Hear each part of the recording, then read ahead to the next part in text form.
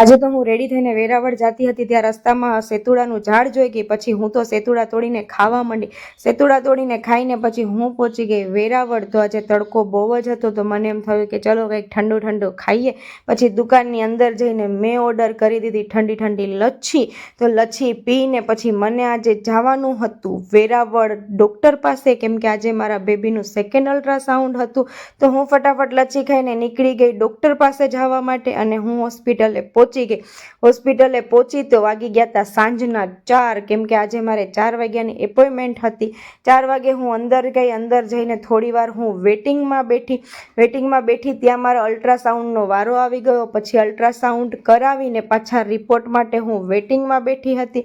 ત્યાં થોડી વારમાં મારા અલ્ટ્રાસાઉન્ડનો રિપોર્ટ પણ આવી ગયો. અને જો મારું બેબી પણ હેલ્ધી છે, હું પણ હેલ્ધી છું, કોઈ પ્રોબ્લેમ નથી. પણ સાથે સાથે મને 3 ઇન્જેક્શન પણ લેવાનું હતું. ઓ મારા વાલા, કંઈ વાંધો નહીં. ઇન્જેક્શન લઈને પછી આ શું મેં જોયું કે અહીંયા તો ગોલ્ડન સર્કસ આવી છે, તો ચલો આપણે જોવા જતા રહીએ. પણ એને હજી થોડીક વાર હતી ચાલુ થવામાં.